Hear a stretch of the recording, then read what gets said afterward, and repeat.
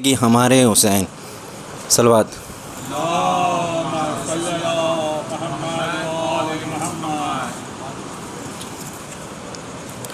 یہ فاطمہ کی امانت ہے اتنا یاد رکھو، یہ فاطمہ کی امانت ہے اتنا یاد رکھو، غم حسین نئی نسل کے سپرد کرو، یہ فاطمہ کی امانت ہے اتنا یاد رکھو، یہ کہہ کے لاؤ جلوسوں میں اپنے بچوں کو، یہ کہہ کے لاؤ جلوسوں میں اپنے بچوں کو، اپنے بچوں کو، چلو ہمارے قدم سے قدم ملا کے چلو،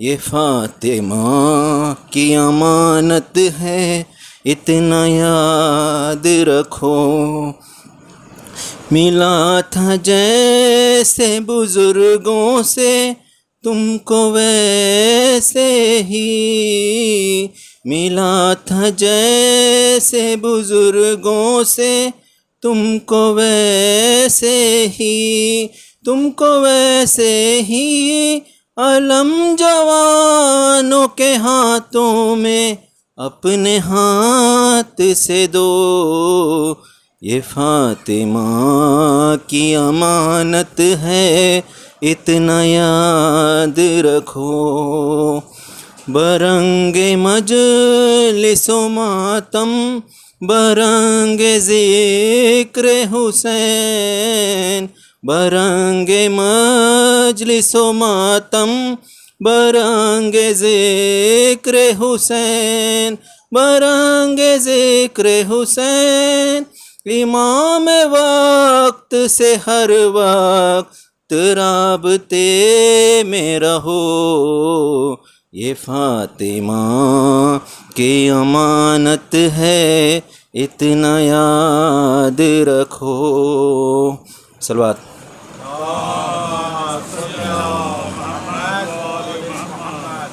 یہ باب توبہ کھلا ہے ہر ایک حر کے لیے، یہ باب توبہ کھلا ہے ہر ایک حر کے لیے، ہر ایک حر کے لیے، امام بار کے دروازوں پر یہ بات لکھو، یہ فاطمہ کی امانت ہے اتنا یاد رکھو، یہ کیا کریں گے دھماکے امام ساتھ ہیں جب، یہ کیا کریں گے دھماکے امام ساتھ ہیں جب، امام ساتھ ہیں جب، ہٹو نہ پیچھے عزاداروں اور آگے بڑھو، یہ فاطمہ کی امانت ہے اتنا یاد رکھو، خلاف ماتم شبیر جو زباں کھولے، خلاف ماتم شبیر جو زباں کھولے، جو زباں کھولے، کوئی جواب نہ دو صرف یا حسین کہو، یہ فاطمہ کی امانت ہے اتنا یاد رکھو، یہ فاطمہ کی امانت ہے اتنا یاد رکھو، اٹھو جو فرش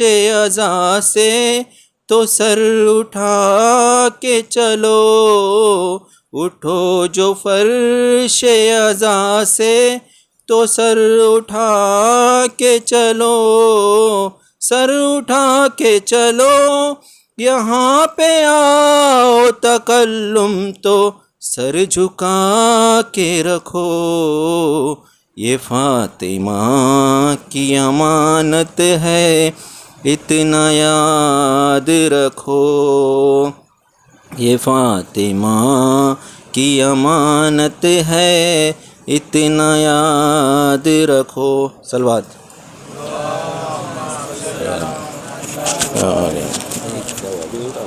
ایک چھوٹا ایک شعر منگا بس۔ صلوات۔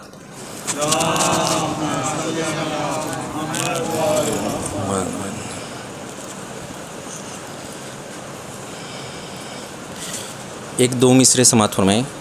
دنیا کے سب یزید اسی غم میں مر گئے، دنیا کے سب یزید اسی غم میں مر گئے، سر مل گیا حسین کا بیعت نہیں ملی۔ صلوات۔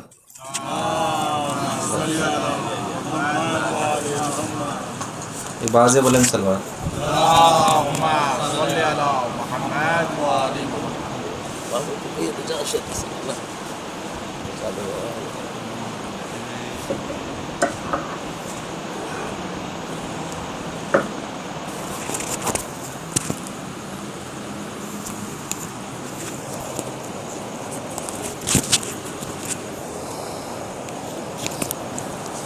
بہت بلند صلوات بھیجے محمد و آل محمد۔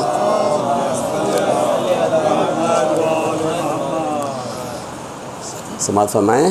اور کیا قلب میں جس کے ہے ایماں اس کا تیور ہے الگ، قلب میں جس کے ہے ایماں اس کا تیور ہے الگ، ہر سخنور سے جہاں میں وہ سخنور ہے الگ، ہر سخنور سے جہاں میں وہ سخنور ہے الگ۔ اور دین کے سر پر ردا زینب نے ڈالی یہ کہا، دین کے سر پر ردا زینب نے ڈالی یہ کہا، دہر میں ہر چادروں سے میری چادر ہے الگ، دہر میں ہر چادروں سے میری چادر ہے الگ۔ دار پہ میسم نے جا کر سب کو یہ بتلا دیا، دار پہ میسم نے جا کر سب کو یہ بتلا دیا، مدح حیدر کے لیے میسم کا ممبر ہے الگ، مدح حیدر کے لیے میسم کا ممبر ہے الگ۔ اور مسکرا کر حرملا کو ہار کی پہنائی طوق، مسکرا کر حرملا کو ہار کی پہنائی طوق، کربلا کے دشت میں ننھا سا اصغر ہے الگ، کربلا کے دشت میں ننھا سا اصغر ہے الگ۔ سب سمندر ساتھ میں چلتے ہیں لیکن یاد رکھ، سب سمندر ساتھ میں چلتے ہیں لیکن یاد رکھ، دہر میں ایمان والوں کا سمندر ہے الگ، دہر میں ایمان والوں کا سمندر ہے الگ، دہر میں ایمان والوں کا سمندر ہے الگ۔ آنکھ اٹھا کر دیکھ لے اہل زمیں کے درمیان، آنکھ اٹھا کر دیکھ لے اہل زمیں کے درمیان، جو در مولا سے پایا وہ سمندر ہے الگ، جو در مولا سے پایا وہ سمندر ہے الگ، جو در مولا سے پایا وہ سمندر ہے الگ۔ مفتی دوران سے کہہ دو اب جہالت چھوڑ دے، مفتی دوران سے کہہ دو اب جہالت چھوڑ دے، ساری جنگیں پڑھ کے دیکھو جنگ خیبر ہے الگ، ساری جنگیں پڑھ کے دیکھو جنگ خیبر ہے الگ۔ اور پانی لینے کے لیے پہنچا جو نہر القمہ، پانی لینے کے لیے پہنچا جو نہر القمہ، خود فرشتے کہہ رہے ہیں یہ بہادر ہے الگ، خود فرشتے کہہ رہے ہیں یہ بہادر ہے الگ۔ زانوئے شبیر پر سر رکھ یہ بتلا دیا، زانوئے شبیر پہ سر رکھ یہ بتلا دیا، ظالموں کے بھیڑ میں حر دلاور ہے الگ، ظالموں کی بھیڑ میں حر دلاور ہے الگ، ظالموں کی بھیڑ میں حر دلاور ہے الگ۔ اور دیکھ کر فوج ستم آپس میں یہ کہنے لگی، کربلا کے دشت میں مولا کا اکبر ہے الگ، کربلا کے دشت میں مولا کا اکبر ہے الگ۔ ہم غلامان علی ہیں ہم سے کیا ٹکراؤ گے، ہم غلامان علی ہیں ہم سے کیا ٹکراؤ گے، ہم غلامان علی ہیں ہم سے کیا ٹکراؤ گے، علم ملتا ہے جہاں ہم کو وہ ساغر ہے الگ، علم ملتا ہے جہاں ہم کو وہ ساغر ہے الگ، علم ملتا ہے جہاں ہم کو وہ ساغر ہے الگ۔ اور ہم کو ملتا ہے تبرک مجلس شبیر سے، صلوات بھیجے محمد علیہ وسلم۔ آخری شعر ہے، ہم کو ملتا ہے تبرک مجلس شبیر سے، ہر زادار حسینی کا مقدر ہے الگ، ہر عزادار حسینی کا مقدر ہے الگ، بے وفائی تو بہت ہوتی ہے لیکن جان لو، بے وفائی تو بہت ہوتی ہے لیکن جان لو، جو وفا پے کر ہے مہدی اس کا لشکر ہے الگ، جو وفا پے کر ہے مہدی اس کا لشکر ہے الگ، بل محمد و اول محمد بعزیز بلند سلوار۔ اب میں علی جناب مولانا میثم ذیلی صاحب سے التجا کرتا ہوں ممبر تشریف لائیں، بعزیز بلند نعرہ سلوار۔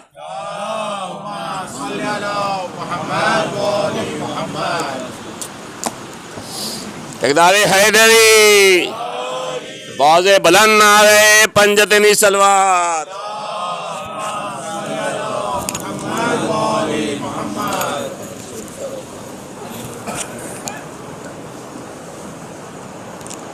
فاتحہ۔ الحمدللہ رب العالمین الرحمن الرحیم اهدنا الصراط المستقیم صراط الذین انعمت علیہم غیر المغضوب علیہم ولا الضالین۔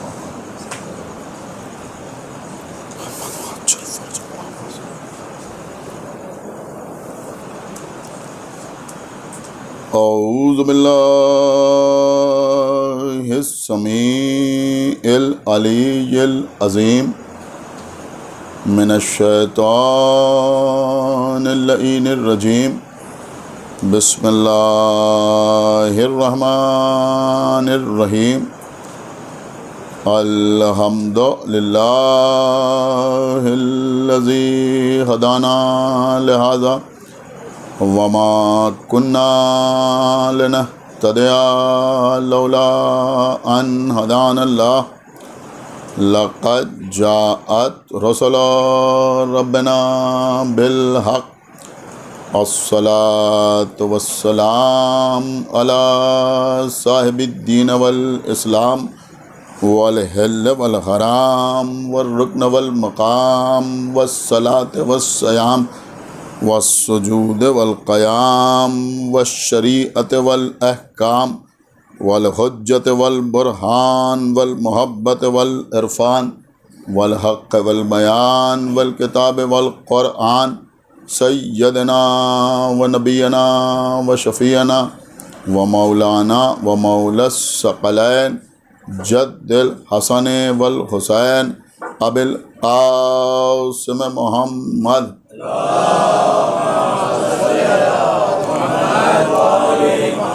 وعلى أهل بيته الطيبين الطاهرين المعصومين المظلومين المنتخبين المنتجبين الذين أذهب الله عنهم الرجس وطهرهم تطهيرا۔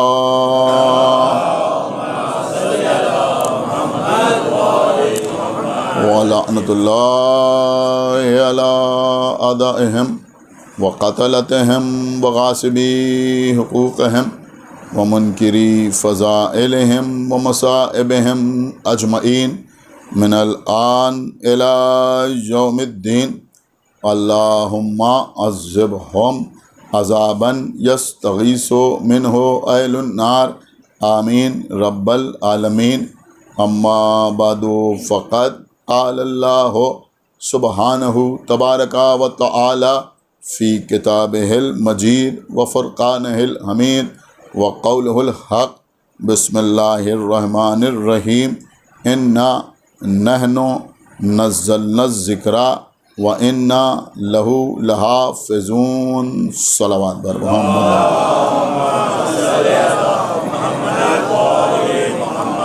آپ حضرات سے ایک دستبرستہ گزارش ہے کہ آپ حضرات پہلے ہی سے تھوڑا تھوڑا قریب آ جائیں، اور بالکل ہی قریب آ جائیں، ادھر بھی آ جائیں، کیونکہ بعد میں حضرات آتے رہتے ہیں، بار بار میں ان سے گزارش کرنا پڑتی ہے، آپ کو بھی زحمت ہوتی، آ جائیں۔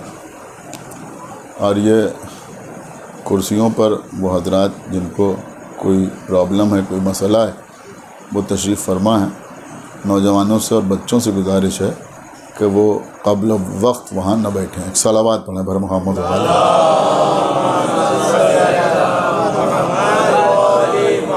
دیکھیں قبلہ، کل بھی میں نے آپ کے سامنے سورہ ہجر کی اسی آیت کی تلاوت کا شرف حاصل کیا تھا، آج بھی اسی سے آغاز مجلس کیا ہے۔ ارشاد رب العزت ہو رہا ہے کہ انا نحن نزلنا الذکر.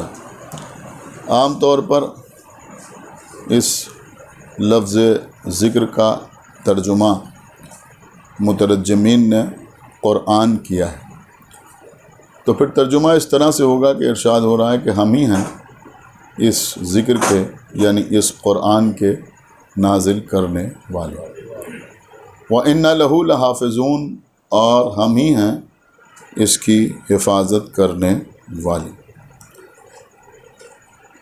عزیزوں، آج تمہید کے طور پر میں چند باتیں آپ کی خدمت میں عرض کرنا چاہوں گا جو بہت زیادہ اہم ہیں. ہو سکتا ہے کہ ان میں کچھ باتیں ایسی ہوں جو آپ اس سے پہلے بھی سماعت فرما چکے ہوں، لیکن منزل تک پہنچنے کے لیے اس گفتگو کا آپ کی خدمت میں پیش کرنا نہایت ضروری. دیکھیں، ہم لوگ جب آپس میں ایک دوسرے سے گفتگو کرتے ہیں تو جس شخص کو مخاطب کرتے ہیں اسے کبھی آپ کہہ کے مخاطب کرتے ہیں، کبھی تم کہہ کے مخاطب کرتے ہیں، اور اگر بہت زیادہ کسی سے بے تکلف ہوتے ہیں اور کوئی ہمارے برابر کا ہوتا ہے تو کبھی کبھی اسے تو کہہ کر بھی مخاطب کر لیتے ہیں. لیکن ہم اپنے سے عمر میں کسی بڑے شخص کو جس کا احترام کرتے ہیں، جس کی تعظیم کرتے ہیں، جس کا ادب کرتے ہیں، اس کو کبھی تو کہہ کر مخاطب نہیں کرتے. ہمیشہ آپ کہہ کے مخاطب کرتے ہیں، یا کبھی کبھی تم کہہ کے بھی مخاطب کر لیتے ہیں، لیکن کم سے کم مثلاً اپنے باپ کو یا اپنے چچا کو یا اپنے کسی بزرگ کو یا محلے کے کسی بزرگ کو اگر ہم پکارتے ہیں تو کبھی بھی تو کہہ کے نہیں پکارتے، تم کہہ کے پکارتے ہیں یا پھر آپ کہہ کر مخاطب کرتے ہیں. لیکن کبھی آپ نے دیکھا کہ جب کوئی بندہ اللہ سے دعا کرتا ہے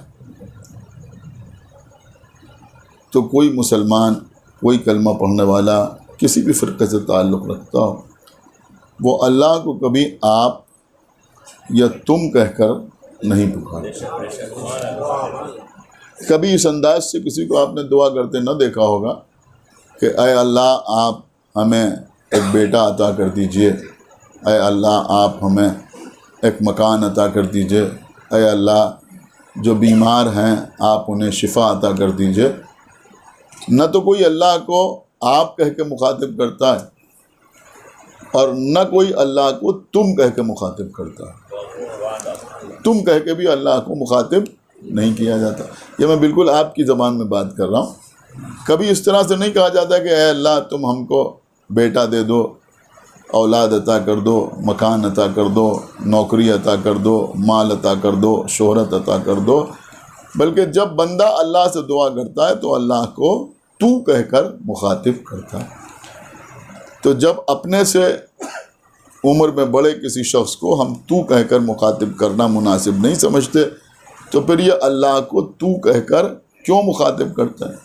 تو جب علماء سے اس سوال کا جواب دریافت کیا تو جواب یہ ملا کہ جب آپ یا تم کا لفظ استعمال کیا جاتا ہے تو اس میں کسی دوسرے کی شرکت کا شائبہ پیدا ہو جاتا ہے.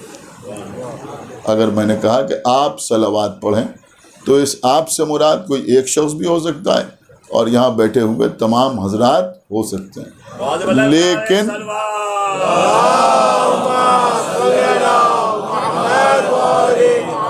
جب تو کہہ کے کسی کو مخاطب کیا جاتا ہے تو اس سے مراد وہی شخص ہوتا ہے اور اس میں کوئی دوسرا شامل نہیں ہوتا. اب جملہ عرض کر رہا ہوں، اگر آپ محسوس کر لیں گے تو انشاءاللہ خاموش نہ رہیں گے کہ ہم اللہ کو تو کہہ کر اس لیے مخاطب کرتے ہیں کہ ہم اپنے عقیدہ توحید کے آئینے کو میلا نہیں ہونے دینا چاہتے. ایک صلوات پڑھیں بر محمد و آل محمد. لہذا اللہ کو دیکھیں، سنیے، اللہ کو تو کہہ کر مخاطب کرتے ہیں. اب آپ ہمیں ایک بات بتائیں کہ جب ہم اللہ کو تو کہہ کر مخاطب کرتے ہیں، آپ کہہ کے مخاطب نہیں کرتے، تم کہہ کے مخاطب نہیں کرتے، تو پھر اب ہونا تو یہ چاہیے کہ جب اللہ بھی ہم سے گفتگو کرے تو اپنے لیے انا کا لفظ استعمال کرے، میں کا لفظ استعمال کرے، کبھی ہم کا لفظ استعمال نہ کرے۔ غور کیا آپ نے یا نہیں غور کیا؟ یعنی اللہ جب گفتگو کرے تو یہ کہے کہ میں یہ کہتا ہوں، اللہ اپنے لیے عربی میں انا کا لفظ استعمال کرے۔ لیکن جب ہم قرآن مجید پڑھتے ہیں تو ایسا نہیں ہے کہ اللہ نے کہیں اپنے لیے انا کا لفظ استعمال نہ کیا ہو، نہیں کیا ہے۔ وما خلقت الجن والانس الا لیعبدون، اس کا ترجمہ کیا ہوا کہ میں نے جنوں کو اور انسانوں کو خلق نہیں کیا مگر اس لیے کہ وہ میری عبادت کریں۔ تو یہ بات تو سمجھ میں آتی ہے کہ جب ہم اسے تو کہہ کے مخاطب کرتے ہیں تو وہ اپنے لیے میں کا لفظ استعمال کرتا ہے۔ لیکن قرآن مجید میں بہت سے مقامات پر اللہ نے اپنے لیے میں کے بجائے ہم کا لفظ استعمال کیا۔ دیکھیے عربی میں انا کا مطلب ہوتا ہے میں اور نحنو کا مطلب ہوتا ہے ہم۔ اللہ نے بہت سے مقامات پر اپنے لیے ہم کا لفظ استعمال کیا۔ اب میں 2-4 مثالیں آپ کی خدمت میں پیش کروں، آپ حضرات سنتے رہتے ہیں۔ مثلا نزول قرآن ہی کے سلسلے میں ارشاد رب العزت ہو رہا ہے، بسم اللہ الرحمن الرحیم، انا انزلناہ فی لیلۃ القدر۔ جا کے کسی بھی قرآن مجید کے نسخے میں آپ اس کا ترجمہ دیکھیں، یہ ترجمہ نہیں ہے کہ اللہ کہہ رہا ہے کہ میں نے اس قرآن کو شب قدر میں نازل کیا، بلکہ اس کا ترجمہ یہ ہے کہ ہم نے اس قرآن کو لیلۃ القدر میں نازل فرمایا۔ اور آگے پڑھیں، سورہ کوثر پڑھیں، انا آتینا کل کوثر۔ اللہ اپنے نبی سے کہہ رہا ہے کہ ہم نے آپ کو کوثر عطا کیا ہے، میں نے نہیں عطا کیا ہے بلکہ ہم نے آپ کو کوثر عطا کیا ہے۔ سورہ دہر پڑھیں جس کو سورہ انسان کہتے ہیں، بسم اللہ الرحمن الرحیم، هل اتى على الانسان حين من الدهر لم يكن شيئا مذكورا۔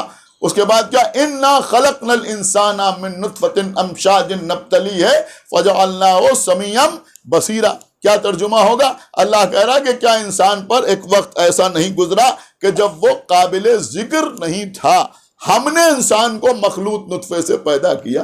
انا خلقنا الانسان، جا کے پڑھیے گا، یہ نہیں ہے کہ میں نے، بلکہ ہم نے انسان کو مخلوط یعنی ملے جلے نطفے سے پیدا کیا، اور ہم نے اسے سمیع بنایا یعنی سننے والا بنایا، اور بصیر بنایا یعنی دیکھنے والا بنایا۔ ایک قرآن مجید کی آیت کا حصہ ہے جس کو آپ بار بار استعمال کرتے ہیں جب کسی بچے کو یا کسی کو گھر میں بخار ہو جاتا ہے، تو آپ ہمیشہ یہ کرتے ہیں کہ بچے کی پیشانی پہ ہاتھ رکھ کر یا پانی پر پڑھ کے پھونکتے ہیں، زیادہ تر اس کی پیشانی پہ ہاتھ رکھ کر بار بار ورد کرتے ہیں، یا نارو کونی بردن و سلامن علی ابراہیم، اے آگ تو ٹھنڈی ہو جا اور اتنی ٹھنڈی ہو جا کہ ابراہیم محفوظ رہے، ابراہیم سلامت رہے۔ بار بار اگر اس کا ورد کیا جائے تو بڑے سے بڑا بخار جو ہے وہ اتر جاتا ہے۔ یہ قرآن مجید ہے، اس لیے کہ قرآن مجید کی آیات میں شفا ہے۔ ایک صلوات پڑھیں بر محمد و آل محمد۔ قرآن مجید کی آیات میں شفا ہے۔ یہ ساری باتیں آپ حضرات جانتے ہیں کہ قرآن کی آیات میں شفا ہے، اور پھر ہم تو قرآن کو یہاں تک شفا سمجھتے ہیں کہ آیت پڑھنا تو بہت بڑی بات ہے، اگر قرآن کے اوراق کی ہوا دے دی جائے تو ہم سمجھتے ہیں کہ بیمار شفا یاب ہو جاتا ہے۔ تو آیت کا یہ حصہ تو بار بار پڑھا جاتا ہے اگر کسی کو بخار ہو، لیکن آپ کو معلوم ہے پوری آیت کیا ہے؟ پوری آیت یہ کہ قلنا، اللہ کہہ رہا ہے کہ ہم نے کہا، قلنا یا نارو کونی بردن و سلامن علی ابراہیم، اللہ کہہ رہا ہے کہ ہم نے کہا اے آگ تو ٹھنڈی ہو جا اور اتنی ٹھنڈی ہو جا کہ ابراہیم محفوظ رہیں۔ تو یہ ہر جگہ اللہ اپنے لیے کیا کہہ رہا ہے؟ ہم، یعنی میں کے بجائے اللہ اپنے لیے ہم کا لفظ استعمال کر رہا ہے۔ اب عزیزوں، جو آیت میں نے آپ کی خدمت میں پیش کی ہے عنوان بیان کے طور پر، اس میں تو اس طرح سے سمجھنا بھی نہیں ہے، یہاں تو لفظ ہی آ گیا نحنو، انا نحنو، اللہ کہہ رہا ہے کہ ہم، انا نحنو نزلنا الذکر وانا لہ لحافظون، یعنی ہم ہی ہیں اس ذکر کو نازل کرنے والے اور ہم ہی ہیں اس کی حفاظت کرنے والے۔ میں کے بجائے ہم کا لفظ استعمال ہوا، تو یہ اللہ کہیں میں کہتا ہے، کہیں اپنے لیے ہم کا لفظ استعمال کرتا ہے، یا ہم کہتے کسے ہیں؟ کہ عربی میں ہم کہتے ہیں، آپ غور فرما رہے ہیں، ہم کہتے ہیں متکلم مع الغیر کو، یعنی جب گفتگو کی جائے اور اپنے ساتھ کسی اور کو بھی شریک کیا جائے تو اسے نحنو کہتے ہیں، اسے ہم کہتے ہیں۔ اب آپ ہمیں بتائیے کہ یہ اللہ اپنے ساتھ کس کو شریک کر رہا ہے؟ ایک صلوات پڑھیں بر محمد و آل محمد پر۔ دیکھیں قبلہ سنیں،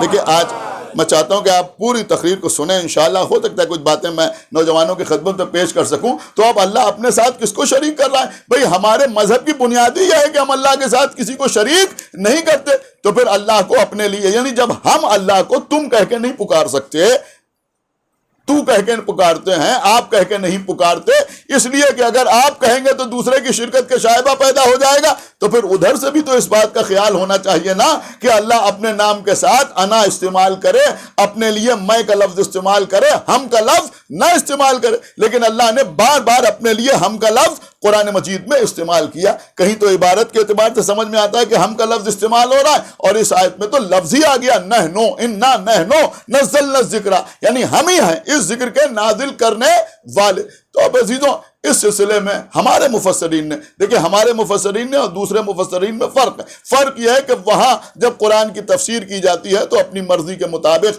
اپنے مزاج کے مطابق، اپنے رویے کے مطابق، اپنے قیاس کے مطابق، اپنی عقل کے مطابق، لیکن جب ہمارے علماء قرآن مجید کی تفسیر کرتے ہیں تو اپنی عقل کے مطابق نہیں کرتے، اپنی رائے کے مطابق نہیں کرتے، اپنی مرضی کے مطابق نہیں کرتے، سمجھ رہے ہیں؟ بلکہ ہم قرآن صامت کو سمجھنے کے لیے ہمیشہ قرآن ناطق کا سہارا لیتے ہیں۔ یہ بات تو آپ جانتے ہیں نا۔ تو ہمارے مفسرین نے اس کا ایک جواب لکھا، حالانکہ بہت سے جواب لکھے، انہوں نے کہا اس لیے اور اس لیے اس لیے، وہ بہت سے جوابات میں نے پڑھے ہیں، لیکن میں چاہ رہا ہوں کہ اس وقت ایک ہی جواب آپ کی خدمت میں عرض کروں۔ انہوں نے لکھا کہ جہاں جہاں، دیکھیے اب یہی ٹرننگ پوائنٹ ہے اور یہیں سے انشاءاللہ موضوع آپ کی سمجھ میں آئے گا۔ انہوں نے لکھا کہ جہاں جہاں اللہ نے کوئی کام، دیکھیں سنیے قبلہ، جہاں جہاں اللہ نے کوئی کام کسی کے وسیلے سے انجام دیا، سن رہا ہے یہ مجمع یا نہیں ہے؟ دیکھیں ابھی ساری باتیں آپ کی سمجھ میں آ جائیں گی۔ جہاں جہاں اللہ نے کوئی کام کسی کے وسیلے سے انجام دیا، وہاں اللہ نے اپنے لیے ہم کا لفظ استعمال کیا۔ ایک صلوات پڑھیں بر محمد و آل محمد۔ اب بھائی سمجھنا کوئی زیادہ مشکل تو نہیں ہے، میرے خیال میں بات بہت آسانی سے سمجھ میں آ سکتی ہے۔ اب سمجھانے کے لیے میں سب سے پہلے آیت پیش کروں گا سورہ انسان کی، جس کو ابھی آپ نے مجھ سے سنا، اِنَّا خَلَقْنَا الْإِنسَانَ مِن نُطْفَةٍ أَمْشَاجٍ نَبْتَلِيهِ فَجَعَلْنَاهُ سَمِيًّا بَصِيرًا۔ اللہ کہہ رہا ہم نے انسان کو مخلوط نطفے سے پیدا کیا، تو کیونکہ اللہ نے ہم کو ہمارے ماں باپ کے وسیلے سے خلق کیا، ماں باپ کو وسیلہ بنایا، لہذا اللہ نے میں نہیں کہا بلکہ اللہ نے کہا ہم نے انسان کو مخلوط نطفے سے پیدا کیا۔ اب تھوڑا سا اور آگے بڑھیے عزیزو، اللہ کہہ رہا اِنَّا آتَيْنَاكَ الْكَوْثَرَ، ہم نے آپ کو کوثر عطا کیا۔ اب دیکھتا ہوں کون بی بی زہرا کا چاہنے والا خاموش رہتا ہے۔ میرے خیال میں اس مجمع کو بتانے کی ضرورت نہیں کہ یہاں کوثر سے مراد بی بی فاطمہ زہرا ہیں، تو کیا میں مفہوم اس طرح نہیں عرض کر سکتا کہ اللہ کہہ رہا ہے ہم نے آپ کو زہرا جیسی بیٹی عطا کی، تو کیونکہ اللہ نے یہ نعمت پیغمبر کو خدیجہ کے وسیلے سے عطا کی۔ بھائی صلوات برابر محمد و آل محمد۔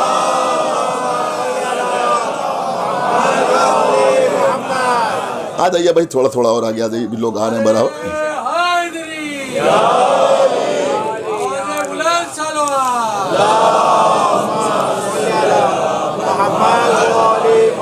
تو اللہ کہہ رہا کہ ہم نے آپ کو زہرا جیسی بیٹی عطا کی، تو بی بی زہرا کے عطا کے لیے اللہ نے جناب خدیجہ کو وسیلہ بنایا، ذریعہ بنایا، تو اللہ کہہ رہا ہم نے آپ کو کوثر عطا کیا۔ تھوڑا سا اور آگے بڑھیے، قلنا، دیکھیں اب بہت قیمتی بات عرض کر رہا ہوں، اللہ کہہ رہا قلنا، ہم نے کہا یا نارو کونی بردن وسلام علی ابراہیم۔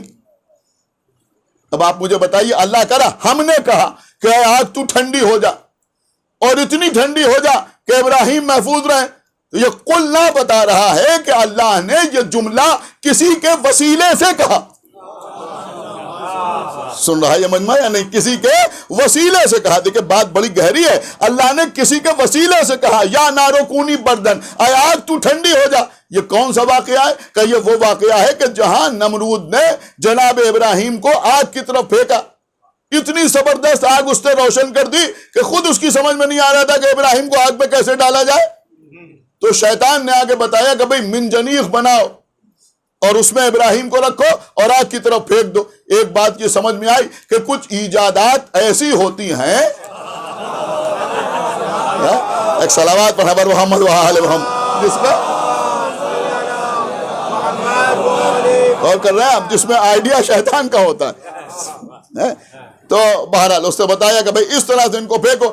اب ابراہیم چلے، جناب ابراہیم آگ کے اوپر آئے.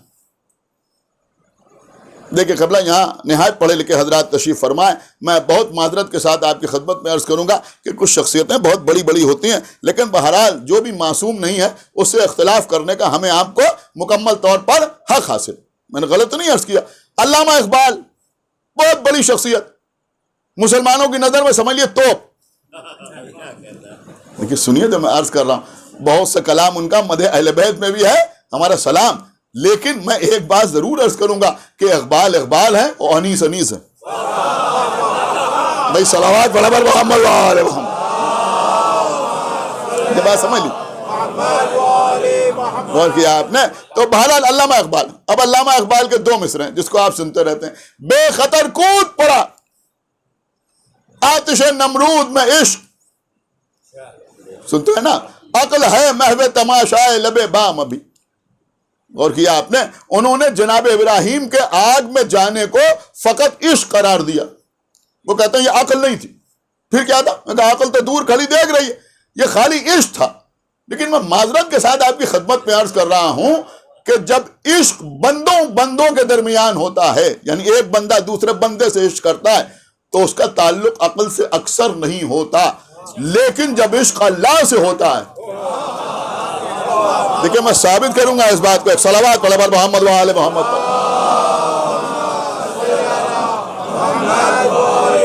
اور بھیا بات جناب ابراہیم کی ہے، ہمیں بری نہ لگے گی تو کسے لگے گی؟ اس لیے کہ ابراہیم بھی شیعہ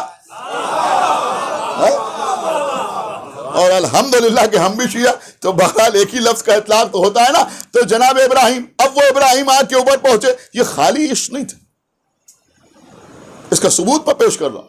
یہ صرف عشق نہیں تھا. جناب ابراہیم جب آگ کے اوپر پہنچے تو اللہ نے جبرائیل کو بھیجا. جبرائیل آئے. آنے کے بعد ابراہیم سے کہا کوئی حاجت ہے؟ اللہ اکبر. یہ بچے بہت غور سے سنیں. جبرائیل نے آگے پوچھا کہ کوئی حاجت ہے؟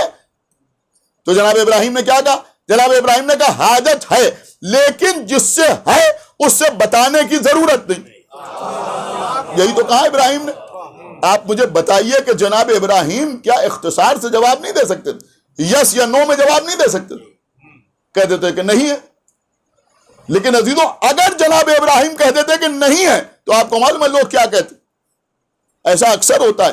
آپ کہیں سے دوڑتے چلے آ رہے ہیں گھبرائے ہوئے، بہت پریشان. آپ یہاں ہمارے سامنے آئے، ہم نے کہا پانی پیجیے گا؟ آپ کا دل چاہ رہا پانی پینے کا، آپ کہنا چاہتے تھے ہاں اور کہہ دیا نہیں. ایسا ہوتا ہے یا نہیں ہوتا؟ یعنی انسان جب گھبرایا ہوا ہوتا ہے، جب پریشان ہوتا ہے، تو اکثر ایسا ہوتا ہے کہ وہ نہیں کہنا چاہتا ہے، ہاں کہہ دیتا ہے، ہاں کہنا چاہتا ہے، نہیں کہہ دیتا ہے. اگر جناب ابراہیم صرف یہ کہتے کہ نہیں، تو لوگ کہتے ہیں اتنی زبردست آگ تھی کہ اگر اس کے اوپر سے پرندہ گزر جائے تو جل کے گر جائے. ابراہیم کے دماغ پر کچھ اثر ہو گیا. کیا سن رہے ہیں آپ؟ ایسے موقع پر جبرائیل نے مدد کی پیشکش کی. کہنا چاہتے تھے ہاں مگر کہہ دیا نہیں. اس لیے ابراہیم نے تفصیلی جواب دیا، اور تفصیلی جواب دے کے یہ بتایا کہ یہ خالی عشق نہیں ہے، یہ اللہ کا مسئلہ ہے. یہاں جو عشق ہے وہی عقل ہے، جو عقل ہے وہی عشق ہے. اور ابراہیم کا جواب کیا ہے کہ حاجت ہے، مگر جس سے حاجت ہے اس سے بیان کرنے کی ضرورت نہیں. ایک جملہ ضرور کہوں گا کہ بھیا جب اتنی زبردست آگ کی گرمی کا اثر ابراہیم کے دماغ پر نہ ہوا تو پھر ہلکے سے بخار کی گرمی کا اثر. صلوات برابر محمد وآل محمد. پیغمبر کے ذہن پر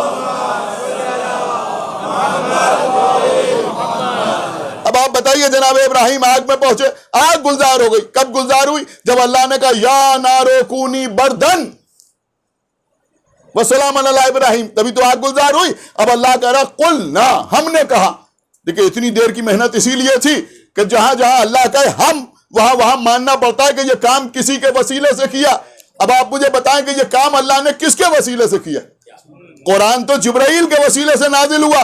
اب یہاں پر اگر اللہ جبرائیل کو وسیلہ بنائے تو ابراہیم کی خلت کی توہین ہو جائے. اس لیے کہ ابھی ابن جبرائیل سے انکار کر چکے ہیں کہ تم سے حاجت نہیں ہے، جس سے حاجت ہے اس سے بیان کرنے کی ضرورت نہیں ہے۔ اب اگر کسی ایسے کو وسیلہ بنائے اللہ جو جبرائیل سے کم درجے کا ہو، تب بھی یہ ابراہیم کی توہین ہے۔ لہذا اب کسی ایسی شخصیت کو تلاش کیجئے کہ جو مرتبے میں جبرائیل سے بلند ہو۔ اب ڈھونڈتے چلیے کہ ایسا کون ہے جو جبرائیل سے بلند۔ کہ جب ہم منزل معراج میں پہنچے تو ہم نے دیکھا کہ جبرائیل رسول سے کہہ رہے ہیں کہ آپ آگے بڑھیے، اگر میں آگے بڑھوں گا تو میرے پر جل جائیں گے۔ اب سمجھ میں آیا کہ رسول آگے جا رہے ہیں اور جبرائیل رکے جا رہے ہیں۔ آپ نے سمجھے گا تو کون سمجھے گا؟ اب سمجھ میں آیا معراج میں کہ دو ہی ہیں جو جبرائیل سے افضل ہیں، یا تو آگے بڑھنے والا یا پردے کے پیچھے سے آگے بلانے والا۔ ایک صلوات پڑھو وہاں۔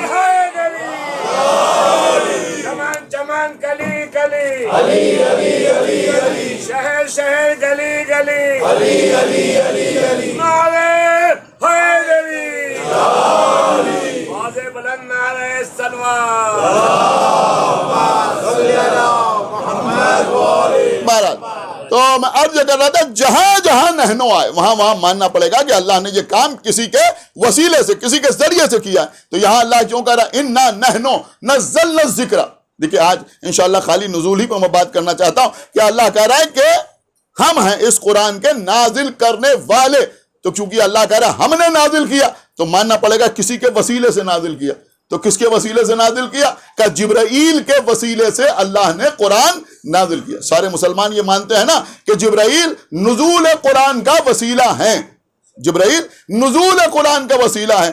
بہت نازک بات عرض کر رہا ہوں، میں سمجھوں گا کہ بچوں کے لیے سماعتوں کا امتحان ہے کہ بھائی ایک بات ہمیشہ ذہن میں رکھنا کہ جبرائیل نزول قرآن کا وسیلہ ہے، لیکن نبی کے لیے علم قرآن کا وسیلہ نہیں ہے۔ سمجھ رہے ہیں آپ؟ یعنی ایک صلوات پڑھے پر محمد و آل محمد۔ میرے خیال میں بہت بڑے جملے کو آپ نے بہت ہلکے انداز میں سن لیا کہ جبرائیل نزول کا وسیلہ ہے لیکن علم کا وسیلہ نہیں ہے۔ اس لیے کہ جب علم قرآن کی بات آئی تو اللہ سورہ رحمان میں کیا کہہ رہا؟ بسم اللہ الرحمن الرحیم، الرحمن علم القرآن خلق الانسان علمہ البیان۔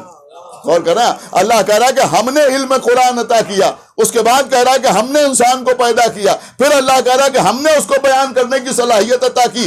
اس کا مطلب یہ ہوا کہ اللہ نے پیغمبر کو اس وقت علم قرآن عطا کیا جب ان کو انسانی صورت میں بھیجا بھی نہیں تھا۔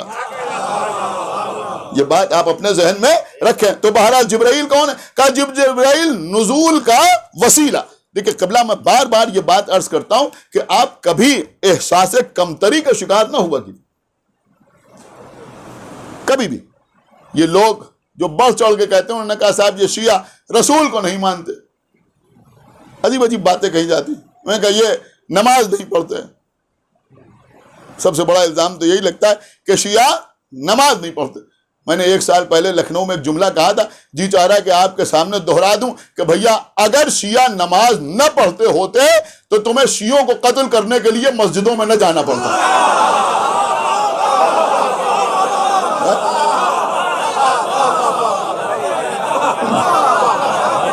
بھائی صلوات پڑھیں پر محمد و آل محمد۔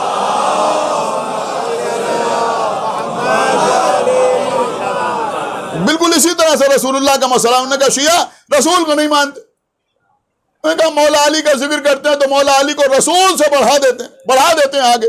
کیا بڑھا دیتے ہیں بھائی؟ خطیب اکبر کا جملہ ہے، 56-57 سال آپ کے شہر میں انہوں نے خطابت فرمائی، بڑے غضب کا جملہ ارشاد فرماتے تھے۔ میں سمجھتا ہوں اس سے بہتر قبلہ اس سلسلے میں جملہ نہیں ہو سکتا۔ وہ کہتے تھے کہ لوگوں کو یہ غلط فہمی، بچے بہت غور سے سنیں، وہ کہتے تھے لوگوں کو یہ غلط فہمی اس لیے ہو جاتی ہے کہ ہم مولا علی کو رسول سے آگے بڑھا دیتے ہیں کہ وہ مولا علی کا ذکر ہماری مجلسوں میں سنتے ہیں، رسول کا ذکر اپنے جلسوں میں سنتے ہیں۔ بھائی صلوات پڑھے پر محمد و آل محمد پر۔ یہ فرق اس لیے ہو جاتا ہے۔ اب جب وہاں یہ بیان ہوتا ہے کہ غار حرا میں جبرائیل آئے، پہلی وحی لے کے آئے۔ دیکھیں آج نزول ہی پر گفتگو ہو رہی ہے نا کہ پہلی وحی لے کے آئے، اور جب پہلی وحی لے کے آئے تو رسول اللہ سے کہا پڑھو تو رسول نے پوچھا کیا پڑھوں، اور پھر جبرائیل نے رسول کو دبایا اور کہا پڑھو۔ لہذا جبرائیل استاد رسول ہیں، پیغمبر کے استاد ہیں، اور پھر پیغمبر وہاں سے ایسے گھبرائے ہوئے گھر واپس آئے کہ پسینے پسینے تھے، کانپ رہے تھے، تھر تھرا رہے تھے۔ آ کے جناب خدیجہ سے کہا، سنیے یہ بیان ہوتا ہے پہلی وحی کے سلسلے میں، آپ سنیے جا کے کبھی میلاد تو یہی جب بیان ہوتا ہے، آپ سنیے چاہے وہ سیرت کا جلسہ ہو چاہے میلاد ہو، بیان یہی سب ہوتا ہے۔ انہوں نے کہا اب رسول گھر آئے، گھر آنے کے بعد جناب خدیجہ سے کہا کہ آج میں نے عجیب قسم کی مخلوق دیکھی، پہچانے ہی نہیں کہ یہ جبرائیل ہے۔ استغفر اللہ کہنے والی بات ہے یا نہیں؟ آپ غور کر رہے ہیں؟ اب آپ مجھے بتائیں کہ آپ مانتے ہیں رسول کو یا وہ مانتے ہیں؟ آپ بے وجہ ایک صلوات پڑھے پر محمد وآلہ، پریشان ہو جاتے۔ اب جناب خدیجہ الکبریٰ پیغمبر کو لے کے جناب ورقہ بن نوفل کے پاس گئیں اور جا کے ان سے کہا کہ میرے شوہر کے ساتھ آج ایسا ایسا واقعہ ہوا۔ تو ورقہ بن نوفل نے بتایا کہ وہ آنے والا فرشتہ تھا، جبرائیل تھا، اور آپ کو مبارک ہو اللہ نے آپ کو نبی بنایا۔ تو جب انہوں نے بتایا تو رسول کو معلوم ہوا کہ وہ آنے والا، اللہ اکبر، تب معلوم ہوا کہ وہ آنے والا فرشتہ تھا۔ دیکھیے عزیزوں، ایک بات تو میں آپ کی خدمت میں یہ عرض کر دوں، اور میں دیکھتا ہوں کہ یہ مجمع کیسے سنتا ہے اور کیسے سمجھتا ہے کہ بھیا یہ رسالت اور نبوت محمد مصطفیٰ کے لیے کوئی نئی چیز نہیں تھی۔ یہ جناب ابراہیم کے خاندان سے تھے، ان کے خاندان میں تمام انبیاء ہو چکے تھے، تمام رسول ہو چکے تھے، تو ان کے لیے کوئی نئی چیز نہیں تھی کہ انہیں معلوم نہ ہوا۔ اچھا ایک بات اور میں آپ کی خدمت میں عرض کر دوں کہ یہاں جناب خدیجہ کے ساتھ وہاں جا رہے ہیں اور ورقہ بن نوفل سے پوچھ رہے ہیں اور وہ بتا رہے ہیں، تو پیغمبر کو معلوم ہو رہا ہے کہ وہ آنے والا فرشتہ تھا۔ یہی پیغمبر اسلام وہی سے پہلے، اعلان رسالت سے پہلے جب اس لائق ہوئے کہ کوئی تجارت وغیرہ کریں تو جناب ابو طالب کے مشورے پر جناب خدیجہ کے پاس پہنچے۔ اب میں اس وقت جناب خدیجہ پر مکمل مجلس نہیں پڑھ رہا ہوں، پھر کبھی موقع ملا تو کچھ باتیں آپ کی خدمت میں عرض کر سکتا ہوں۔ اس وقت صرف اتنا سنیے کہ جناب خدیجہ کے پاس پہنچے۔ ساری کتابوں میں آپ جا کے دیکھ لیجئے، چاہے وہ علامہ ابن قیم ہوں چاہے طبری ہوں، سب نے سیرت کی کتابوں میں یہی واقعہ بالکل اسی طرح سے تحریر کیا جیسے میں آپ کی خدمت میں پیش کر رہا ہوں۔ جناب خدیجہ کے پاس پہنچے۔ جناب خدیجہ کون تھی؟ کہ جناب خدیجہ کا مال تجارت لے کر عرب کے بڑے بڑے قبیلوں کے سردار دنیا کی مختلف منڈیوں میں جاتے تھے، بازاروں میں جاتے تھے، اس مال کو فروخت کرتے تھے، اور اس سے جو منافع حاصل ہوتا تھا اس پہ کچھ خود رکھتے تھے، کچھ جناب خدیجہ کی خدمت پہ پیش کرتے تھے۔ اس کا مطلب یہ ہوا کہ نامعلوم کتنے قبیلوں کی روزی روٹی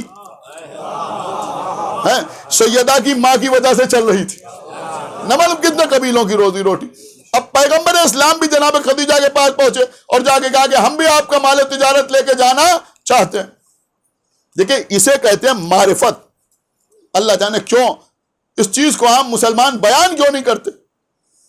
جناب خدیجہ کا ایک غلام تھا جس کو غلام کہا جاتا ہے، جس کا نام تھا میسرہ۔ حالانکہ یہ فقط غلام نہیں تھا بلکہ جناب خدیجہ کے سارے بزنس کو ہینڈل کرتا تھا۔ میں سمجھتا ہوں کہ شاید اگر غلط کہہ رہا ہوں تو مجھے بعد میں میری اصلاح کر دیے گا۔ یوں سمجھیے کہ یہ جناب خدیجہ کے سارے امپائر کا، سارے بزنس کا مینیجنگ ڈائریکٹر۔ میرے خیال میں یہی سب سے بہتر جملہ ہے نا، ایک صلوات پڑھے پر محمد وآلہ، مینیجنگ ڈائریکٹر۔ سارے بزنس کو جناب خدیجہ کے یہی میسرہ ہینڈل کرتا تھا۔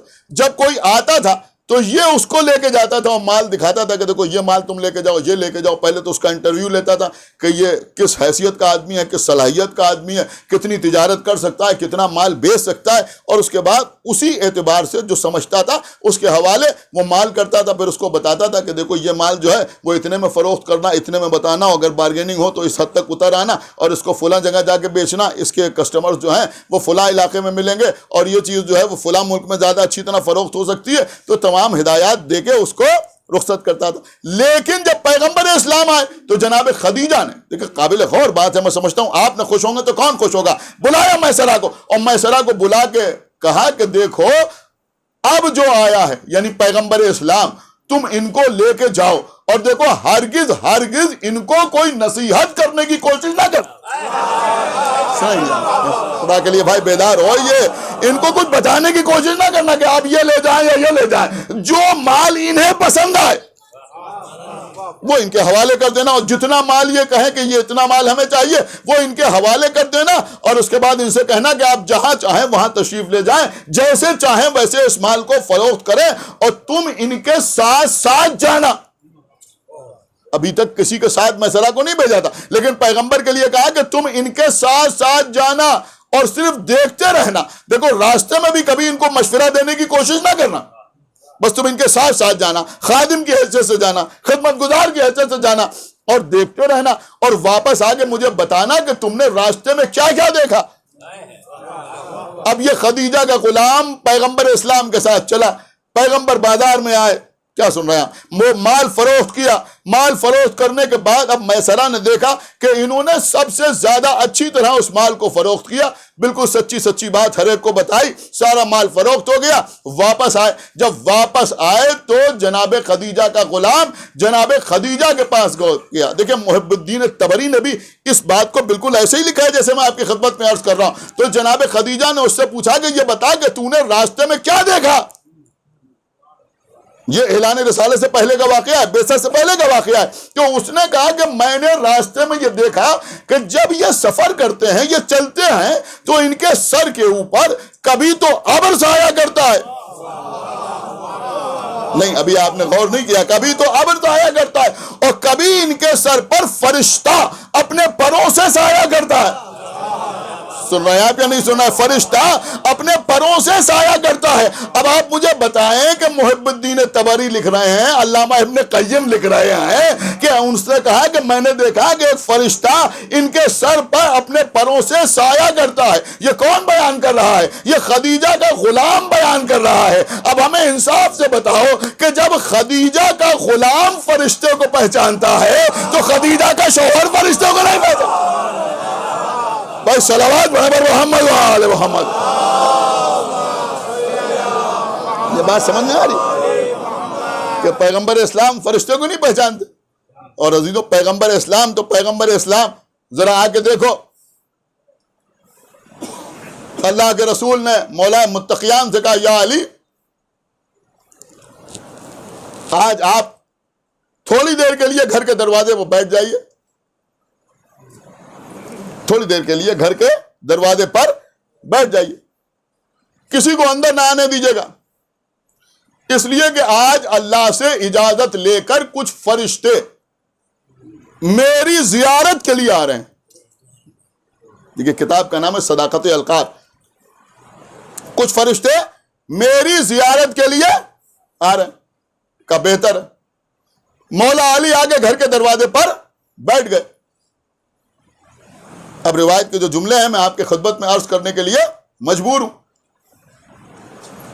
اس میں لکھا ہے کہ سب سے پہلے خلیفہ دوم آئے۔ آپ جانتے ہیں نا پسر خطاب، سب سے پہلے وہ آئے۔ اندر جانا چاہا، مولا علی نے روکا، رک جاؤ، ٹھہر جاؤ۔ کہا کیوں؟ کہا اس وقت نبی نے منع کیا کہ کوئی نبی کے پاس نہ جائے، اس لیے کہ فرشتے نبی کے چہرے کی زیارت کے لیے آ رہے ہیں۔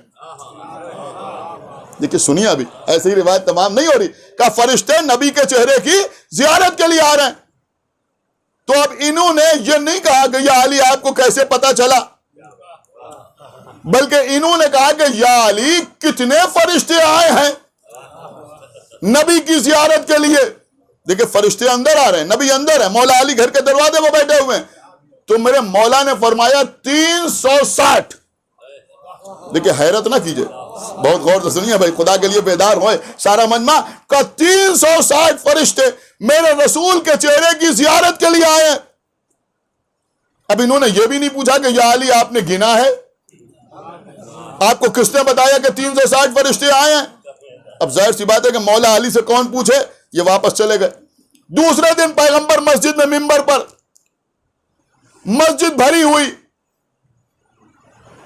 اصحاب، انصار، مہاجرین، مسلمان، دوسرے ممالک سے آئے ہوئے لوگ مسجد میں بیٹھے ہوئے، کھچا کھچ مسجد بھری ہوئی ہے، روایت کا جملہ ہے۔ اور بیچ میں خلیفہ دوم کھڑے ہوئے، دیکھیں سنیے، کھڑے ہوئے، اور کھڑے ہونے کے بعد کہنے لگے اے اللہ کے رسول، کل 360 فرشتے آپ کے چہرے کی زیارت کے لیے آئے تھے، جیسے ہی انہوں نے یہ کہا تو نبی نے کہا کہ تمہیں کس نے بتایا؟ دیکھیں سنیے عزیزوں، یہ کوئی ہلکی روایت نہیں ہے، کہا تمہیں کس نے بتایا؟ تو انہوں نے فوراً کہا کہ ہمیں علی نے بتایا کہ 360 فرشتے آپ کی زیارت کے لیے آئے تھے۔ مولا علی کی طرف رسول مخاطب ہوئے کہ یا علی بلند ہوئیے، میرے مولا بلند ہوئے۔ جب علی بلند ہوئے تو رسول اللہ نے مولا علی سے کہا یا علی یہ 360 فرشتے آئے تھے میرے چہرے کی زیارت کرنے کے لیے، یہ تعداد آپ کو کیسے پتا چلی؟ ذرا یہ بھی تمام صحابہ کو بتا دیجئے۔ سن رہے ہیں آپ؟ ذرا یہ بھی آپ صحابہ کو بتا دیجئے۔ دیکھیں آپ بالکل کان کھول کے سنیے، جو بات میں عرض کر رہا ہوں تو آپ کو پتا ہے آپ کے مولا نے کیا فرمایا؟ آپ کے مولا نے فرمایا یا رسول اللہ 360 فرشتے آئے تھے اس لیے کہ میں نے 360 فرشتوں کی آوازیں سنی تھی۔ نہیں عزیزوں، میں یہ نہیں سمجھ رہا تھا کہ آپ اتنی آسانی سے سنیں گے۔ خدا کے لیے بھائی تھوڑا بیدار ہوئیے، ایک صلوات پڑھے پر محمد و آل محمد۔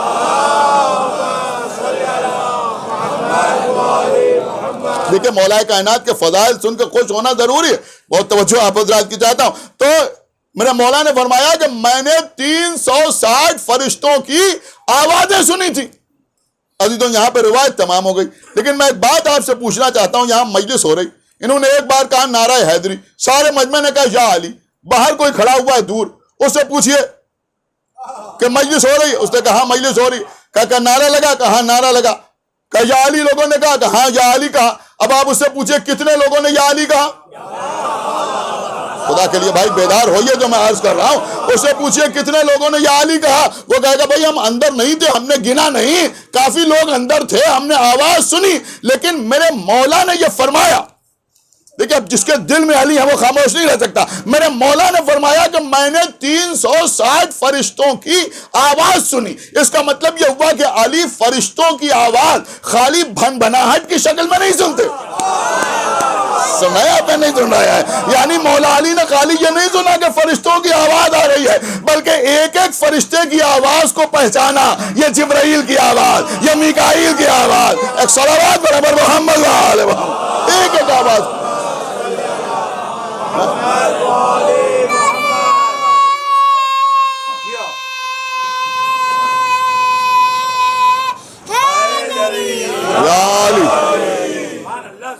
غور کیا آپ نے؟ ایک ایک آواز کو میرے مولا نے الگ الگ پہچانا۔ اگر الگ الگ نہ پہچانتے تو پھر یہ کیسے کہتے کہ 360 فرشتوں کی آواز آ رہی ہے؟ تو بھیا آپ بھی ایک بات اچھی طرح سمجھ لیجئے کہ علی اسے کہتے ہیں جو آوازیں پہچانتا ہے۔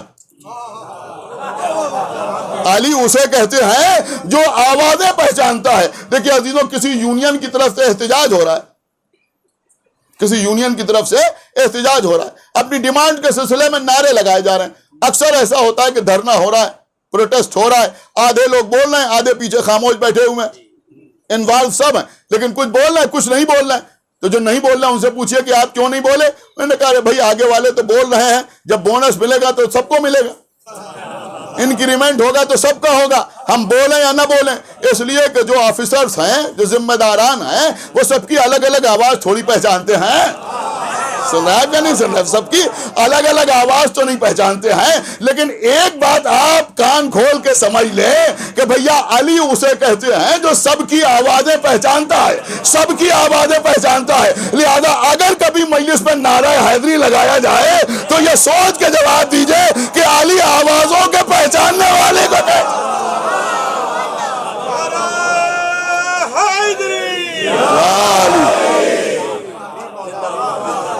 ایک صلوات اور پڑھے بر محمد وال یا علی۔ علی آوازوں کے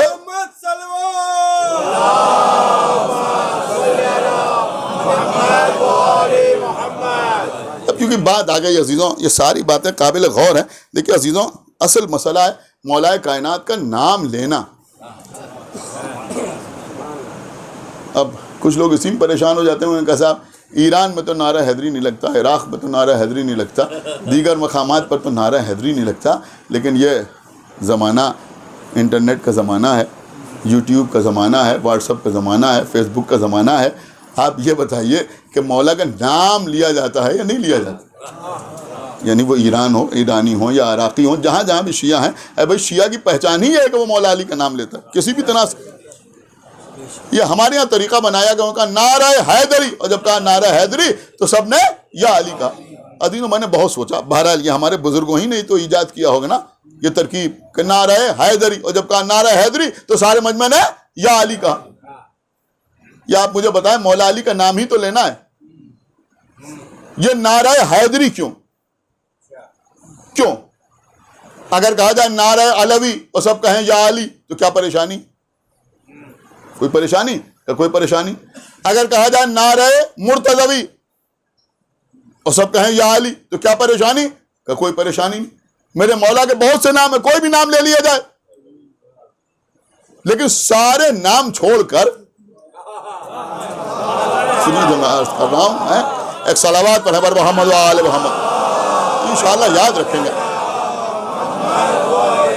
دیکھیں قبلہ یہ سب سننے کے لیے دل میں محبت ضروری ہے، ماشاءاللہ چاہنے والے بیٹھے ہیں، محب بیٹھے ہوئے ہیں۔ آپ نہ سمجھیں گے تو کون سمجھے گا؟ بھئی یہ نعرہ حیدری ہی کیوں؟ یہ کیوں؟ کس لیے؟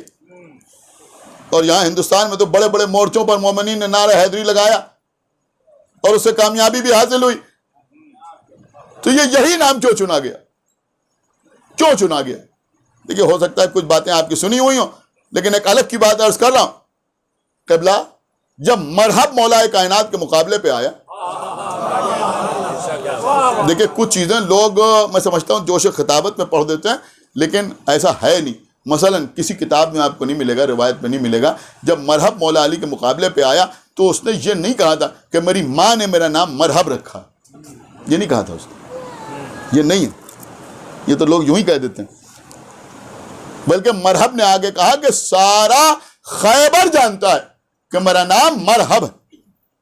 اس نے یہی کہا کہ سارا خیبر جانتا ہے کہ میرا نام مرحب ہے۔ اب آپ بتائیے کہ مولا کائنات اس کے جواب میں بہت کچھ کہہ سکتے تھے یا نہیں کہہ سکتے؟ یہ بھی کہہ سکتے تھے کہ ساری کائنات جانتی ہے کہ میرا نام علی ہے، میں سمجھتا ہوں سن کے مر جاتا۔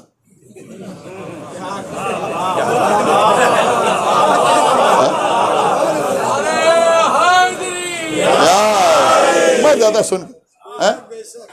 یہ کہتے ساری زمین جانتی ہے کہ میں ابو تراب ہوں، گڑ جاتا زمین میں۔ میں اسد اللہ ہوں، میں مرتضیٰ ہوں، لیکن فرمایا کیا؟ فرمایا کیا؟ خالی حیدر نہیں، بلکہ یہ فرمایا اس نے ماں کا نام اپنی نہیں لیا، اس نے کہا تھا سارا خیبر جانتا ہے کہ میرا نام مرحب ہے۔ تو میرے مولا نے فرمایا کہ میری ماں نے میرا نام حیدر رکھا ہے۔ اللہ اکبر۔ میرے مولا نے فرمایا کہ میری ماں نے میرا نام حیدر رکھا ہے۔ آپ اس رمز کو سمجھیے، جیسے ہی مولا علی نے فرمایا کہ میری ماں نے، یہ بھی نہیں کہا خالی میں حیدر ہوں، بلکہ کہا میری ماں نے میرا نام حیدر رکھا ہے، جیسے ہی یہ کہا اسے اپنی ماں یاد آ گئی۔ غور ہی نہیں کیا بھائی آپ لوگوں نے، شاید اسے اپنی ماں یاد آ گئی، اور یہ یاد آ گیا کہ میری ماں نے کہا تھا کہ کسی سے بھی لڑنا، تھوڑا سمجھے گا، کسی سے بھی لڑنا مگر جس کا نام حیدر ہو اس سے نہ لڑنا۔ شاید اسی لیے ہمارے ہاں یہ نعرہ اس طرح لگایا جاتا ہے کہ نعرہ مرتضوی نہیں، نعرہ علوی نہیں، بلکہ نعرہ حیدری، اس لیے کہ جب آپ کہتے ہیں حیدری تو حیدر کا نام سن کے مخالفین کو اپنی ماں یاد آ جاتی۔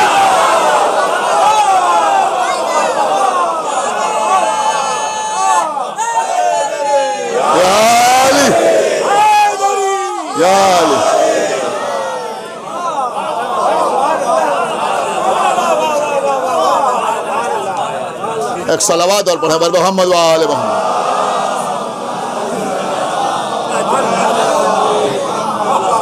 ایک صلوات اور پڑھیں بر محمد و آل محمد۔ اس نام میں وہ طاقت ہے، اس نام میں وہ قوت ہے کہ مخالفین کو اپنی ماں یاد آ جاتی۔ اور شاید ایک سبب اور بھی تھا کہ دنیا کو بتانا تھا کہ دیکھو شجاعت صرف باپ کی طرف سے نہیں آتی۔ بس عزیزوں میں سمجھتا ہوں کہ اس سے بہتر شاید کوئی اور ربط مصائب نہ ہوں گے۔ 4 مصرے میں آپ کو سناؤں اور میں سمجھتا ہوں کہ یہاں بیٹھے ہوئے اکثر حضرات نے سنے ہوں گے کچھ رباعیات اور کچھ قطعات ایسے ہیں جو زباں زد خاص و عام ہیں، اور اکثر لوگوں کو یاد ہے، جیسے ساری جنت پہ خدا یا علی لکھا ہے، ڈالی ڈالی پر نبی اور علی لکھا ہے، سبز پتوں پر حسن اور کلی پر زہرا، سرخ پھولوں پر حسین ابن علی لکھا ہے۔ یہ ہمارے شاعر میں شاعر تھے جناب منع آغا ذکی صاحب، ان کے 4 مصرے ہیں، ان کی رباعی ہے۔ اسی طرح اور بہت سی اس طرح کی رباعیات ہیں جو بہت زیادہ مشہور ہیں۔ بولو بولو در خیبر کو اکھاڑا کس نے، یا مثلا ایک چھوٹا سا ذاکر سر ممبر آیا۔ تو اسی طرح سے عزیزوں جناب اکمال لکھنوی، ان کے 4 مصرے، یہ رباعی بھی ان کی رباعی کی شکل میں 4 مصرے ہیں، بہت زیادہ نہیں، قطعے کی شکل میں ہے، سوری رباعی کی شکل میں نہیں بلکہ قطعے کی شکل میں ہے، لیکن بہت زیادہ مشہور ہیں ان کے 4 مصرے، جس میں وہ فرماتے ہیں کہ جو حقیقت میں خود بہادر ہو، پسر اس کا دلیر ہوتا ہے۔ سن رہے ہیں؟ جو حقیقت میں خود بہادر ہو، پسر اس کا دلیر ہوتا ہے، اور کیوں نہ عباس ہوتے مثل علی، شیر کا بچہ شیر ہوتا ہے۔ یہ سارا مجمع جنہوں نے پہلے یہ 4 مصرے سنے ہیں وہ بھی، اور جن بچوں نے آج پہلی بار سنے ہیں وہ مجھے بتائیں کہ کسی کو اس قطعے میں کسی مصرے پہ کوئی شک ہے کسی کو کوئی شبہ ہے؟ کہ کوئی شک نہیں، کوئی شبہ نہیں، بے شک شیر کا بچہ شیر ہوتا ہے، کیوں نہ عباس ہوتے مثل علی، شیر کا بچہ شیر ہوتا ہے۔ آپ مجھے بتائیے کہ جب مولا علی کا بیٹا ہے تو شجاع کیوں نہ ہوگا؟ کیوں نہ عباس ہوتے مثل علی؟ تو یا علی آپ کہیں بھی شادی کر لیجیے۔ ہائے ہائے ہائے ہائے، اب بھی نہ سمجھے تو کب سمجھیں گے بھائی؟ ایک صلوات پڑھیں بر محمد و آل محمد۔ یا علی کہیں بھی شادی کر، کہیں بھی آپ عقد فرما لیں، شیر کا بچہ شیر ہوتا ہے۔ لیکن مولا علی فرمانا ہے بھیا عقیل، کسی ایسے خانوادے میں، بہادر خاندان میں میری شادی کرا دو جہاں سے ایسا بہادر بیٹا پیدا ہو جو کربلا میں میرے حسین کے کام آئے۔ اب یہ نکتہ نہیں، پیغام، میسج ہے، ان کے لیے نہیں، ان کے لیے نہیں، ان کے لیے جو کرسی پر حضرات بیٹھے ہوئے ہیں وہ اس وقت مخاطب نہیں، یہ بچے، یہ نوجوان، یہ ٹین ایجرز۔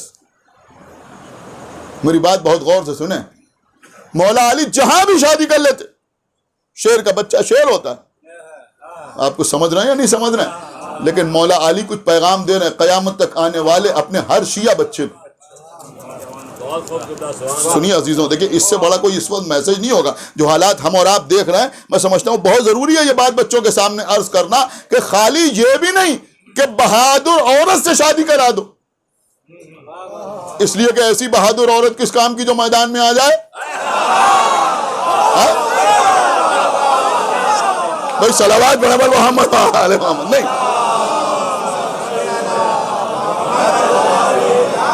بچے میری بات سمجھے یا نہیں سمجھے؟ یہ نہیں فرمایا، بلکہ فرمایا ایسے بہادر خاندان میں میری شادی کرا۔ تو اس کا مطلب یہ ہوا کہ شادی کے لیے خاندان بھی دیکھا جاتا ہے۔ یہ میں اپنے بچوں سے کہہ رہا ہوں، اور میں سمجھتا ہوں کہ اس وقت اس چیز کی تبلیغ کی نہایت ضرورت ہے، بہت زیادہ ضرورت ہے۔ یہ سب کو جانے دیجئے، سامنے کی بات ہے یا نہیں ہے؟ اب معصوم کی سیرت ہمارے لیے لائق اتباع ہے یا نہیں ہے؟ وہ تو صاحب اعجاز تھے۔ ہمارا تو عقیدہ یہ ہے کہ وہاں تو ان ساری چیزوں کی ضرورت ہی نہیں تھی، کن فیکون کافی تھی۔ میں غلط نہیں کر رہا ہوں، آپ کی خدمت ثابت کیا جا سکتا ہے اس بات۔ لیکن کسی ایسے بہادر خاندان میں شادی کرا دو جہاں سے ایسا بہادر بیٹا پیدا ہو جو کربلا میں میرے حسین کے کام آئے۔ ان بچوں کے لیے مولا علی کا یہ پیغام ہے کہ جب تم شادی کرنے کے لیے کھڑے ہو تو یہ نہ سوچو کہ اپنے لیے زوجہ لے کے آ رہے ہو، بلکہ یہ سوچو کہ اپنے بچوں کے لیے ماں لے کے آ رہے ہو۔ سمجھ رہے ہیں؟ تو ایسے خاندان میں اور ایسی جگہ شادی کرو، ایسی جگہ شادی کرو کہ جب تمہاری نسل آگے بڑھے تو وہ عزاداری کی صورت میں نصرت حسین کر سکے۔ ایک صلوات پڑھیں محمد و آل محمد کو۔ یہ پیغام بہت اہم پیغام تھا اور یہ آپ حضرات تک پہنچانا نہایت ضروری تھا. اور یہ بچے میری بات سنیں, شاید کہ اتر جائے تیرے دل میں میری بات. ہر معاملے میں خالی یہ کہ یہ جائز ہے یا نہیں ہے, جب جائز ہے تو کیا حرج ہے, اور حلال ہے تو کیا حرج ہے, نہیں یہ نہیں. معصوم کی سیرت بھی تو ہمارے سامنے ہے یا نہیں؟ سیرت سامنے ہے یا نہیں ہے؟ اب مولا علی سے پڑھ کے کون ہو سکتا ہے؟ لیکن وہ فرما رہے ہیں. اچھا اب کیوں فرما رہے ہیں؟ اب یہاں پر ایک بات اور کہ ہو سکتا ہے 2-4 منٹ آج زیادہ ہو جائے تو مجھے معاف فرمائیے گا کہ اب مولا علی فرما رہے ہیں, اور کس سے؟ جناب عقیل سے. جناب عقیل کون ہے؟ کہ نصاب عرب ہے. بے شک عقیل نصاب عرب ہے, لیکن مولا علی سے زیادہ تو نہیں جانتے, ان سے زیادہ تو نہیں جانتے. ان کا تو عالم یہ ہے کہ ایک راستے سے چلے جا رہے ہیں اور راستے میں دیکھا کہ چیٹیاں ہی چیٹیاں نظر آ رہی, پوری وادی چیٹیوں کی, جیسے جناب سلیمان نے دیکھا تھا. ساتھ میں جناب سلمان فارسی بھی تھے. جناب سلمان فارسی نے کہا کہ ساری تعریف اس اللہ کی جو ان چیٹیوں کی تعداد جانتا ہے. جیسے ہی جناب سلمان فارسی نے کہا ساری تعریف اس اللہ کی جو ان چیٹیوں کی تعداد جانتا ہے, کہ سلمان ذرا سا کریکشن کر لو, ذرا سی اصلاح کر لو, یوں کہو کہ ساری تعریف اس اللہ کی جو ان چیٹیوں کا خالق ہے. آپ میں سے کچھ سمجھے یا نہ سمجھے, لیکن سلمان سمجھ گئے. سلمان سمجھ گئے کہ یا علی آپ ان کی تعداد جانتے ہیں؟ فرمایا میں خالی تعداد نہیں جانتا, میں یہ بھی جانتا ہوں کہ ان میں نر کتنے ہیں اور مادہ کتنے ہیں. میں یہ بھی جانتا ہوں کہ ان میں داہنی جانب کتنے جا رہے ہیں, بائیں جانب کتنے جا رہے ہیں. میں یہ بھی جانتا ہوں کہ کتنوں کو رزق مل چکا ہے اور کتنے تلاش رزق میں جا رہے ہیں. تو عزیزوں, جو علی چیٹیوں کے بارے میں اتنا جانتے ہوں, کیا ان کو نہیں معلوم کہ وہ بہادر خاندان کون ہے؟ یہ جناب عقیل سے کیوں کہا جا رہا ہے؟ کیوں کہا جا رہا ہے؟ کس لیے کہا جا رہا ہے؟ عزیزوں, اس لیے کہا کہ جب جناب عقیل سے یہ فرمایا تو بھرے ہوئے مجمع میں جناب عقیل نے کہا یا علی ایک بی بی میری نگاہ میں ہے, نام فاطمہ ہے, قبیلہ کلاب سے تعلق رکھتی ہیں, عرف عام میں انہیں فاطمہ کلابیہ کہا جاتا ہے. اور اس کے بعد جناب عقیل نے کہا یا علی وہ ایسی بی بی ہیں کہ جن کی ننھیال اور ددھیال میں دور دور تک بزدلی کا نام و نشان نہیں ہے. اس کے بعد فرمایا یا علی وہ بی بی اس خانوادے سے تعلق رکھتی ہیں جس کے تذکرے کے بغیر عرب کی شجاعت کی داستان مکمل نہیں ہوتی. اور تیسرا جملہ جناب عقیل کا تھا کہ یا علی یہ وہ خاندان ہے جو ملائب الاسنہ کہلاتا ہے. ملائب الاسنہ, ملائب الاسنہ کا مطلب نیزوں سے کھیلنے والا. اب آپ کہیں پہنچ رہے ہیں یا نہیں پہنچ رہے ہیں؟ کون کا نیزوں سے کھیلنے والا, نیزوں سے کھیلنے والا. اور بعض لوگوں نے ترجمہ کیا ہے اس کا کہ کھیل کھیل میں نیزہ چھین لینے والا. تو یہ خانوادہ ایسا شجاع و بہادر تھا کہ انہیں ملائب الاسنہ کہا جاتا تھا, یعنی نیزوں سے کھیلنے والا. اب سمجھیے عزیزوں, حضرت عباس کی شجاعت کیا ہے. اگر ددیال کی شجاعت کو دیکھیں تو لا فتح الا علی لا سیف الا ذوالفقار. ددیال کی شجاعت کی علامت ہے تلوار, اور ننھیال کی شجاعت کی علامت ہے نیزہ. میں کہاں لے آیا آپ کو عزیزوں؟ میں سمجھتا ہوں شاید اس سے بہتر کوئی مصائب کا ربط بھی نہ ہوگا, لیکن اس کو سنیے گا بہت غور سے, چاہے داد دیجئے یا نہ دیجئے. عزیزوں شاید اسی لیے کربلا کے میدان میں امام حسین علیہ السلام نے یہ بتانے کے لیے کہ دیکھو عباس کی شجاعت میرے بابا کی تمنا ہے, میرے بابا کی تمنا ہے. کہا تھا بھیا عقیل کسی ایسے بہادر خاندان میں میری شادی کرا دو جہاں سے ایسا بہادر بیٹا پیدا ہو جو کربلا میں میرے حسین کے کام آئے. کہا بھیا عباس تلوار رکھ دو, نیزہ لے کے جاؤ, نیزہ لے کے جاؤ, یعنی میدان میں جا کے اپنے ننھیال کی شجاعت کا مظاہرہ کرو. اللہ اکبر. آپ کی آوازیں بلند ہو گئی. آپ ذرا غور کیجئے عزیزوں, ساری دنیا کی ماں ایک طرف اور عباس کی ماں.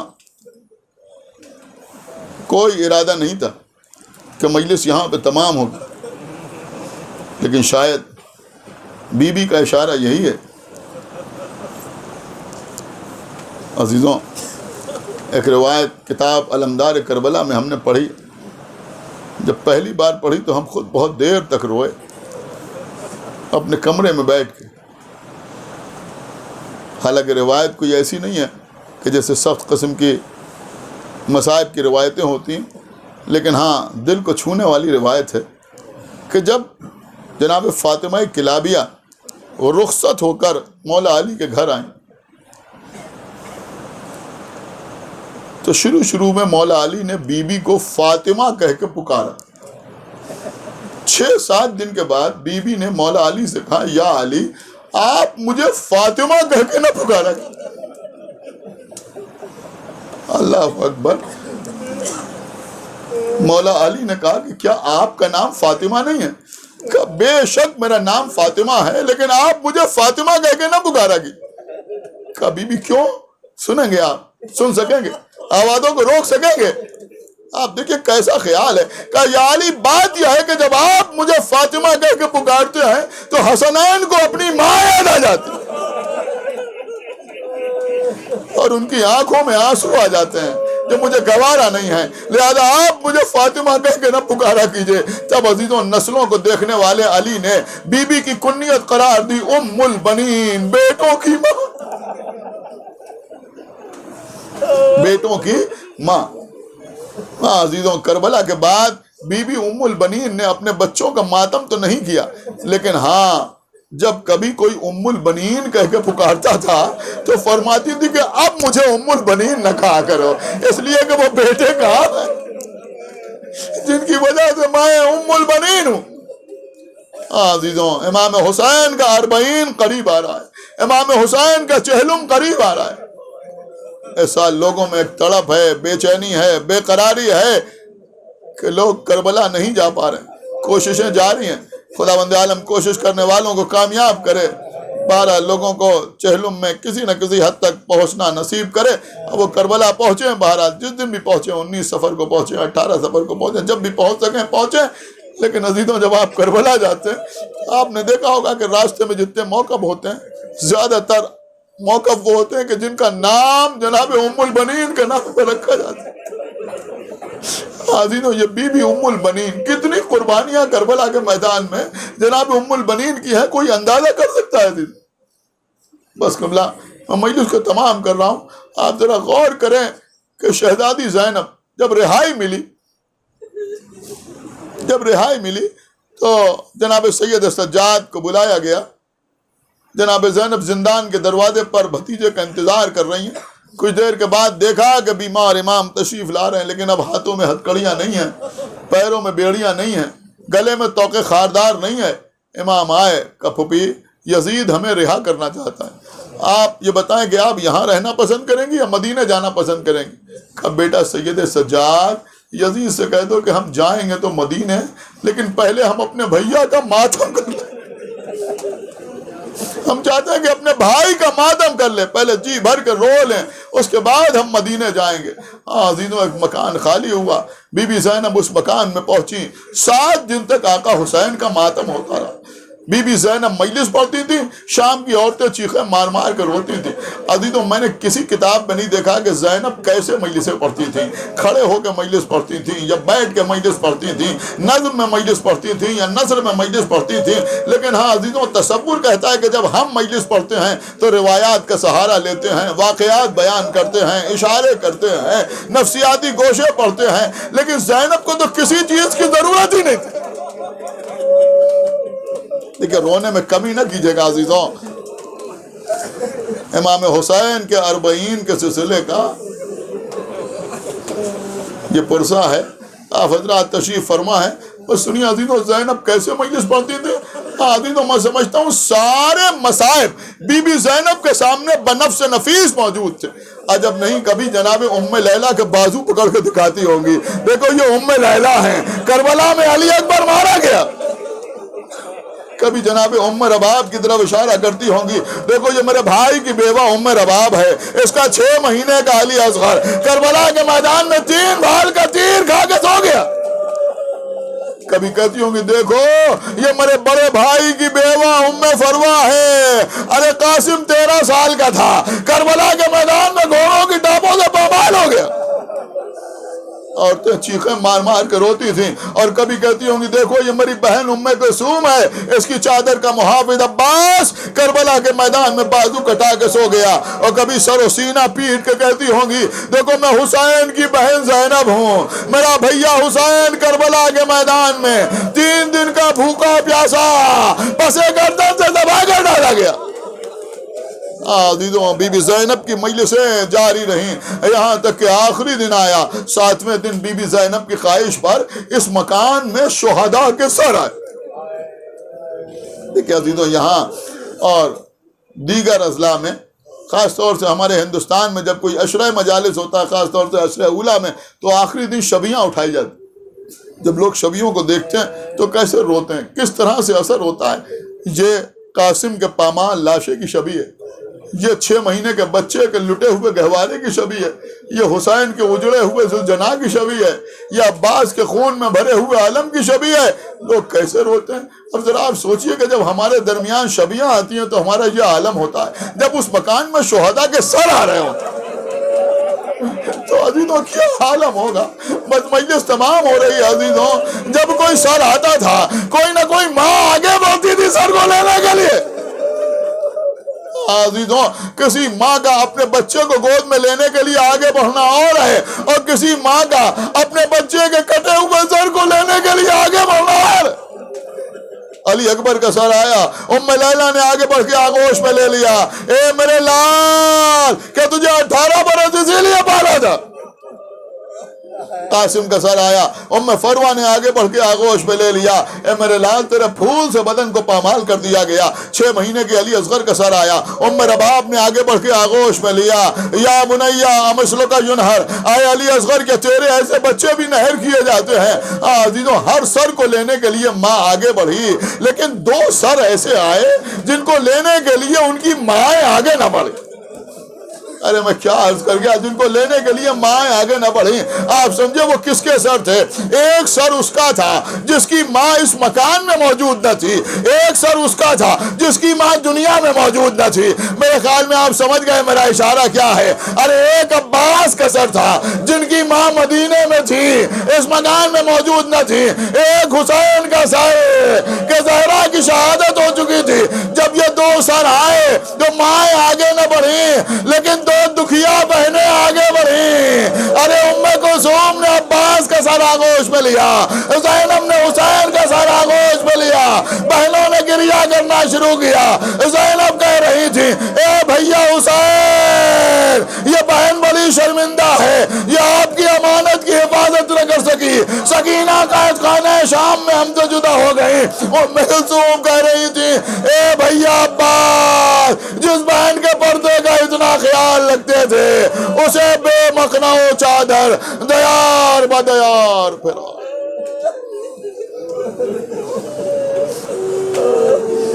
پروردگار جو واسطہ محمد والے محمد کے ہماری عبادت کو قبول فرما۔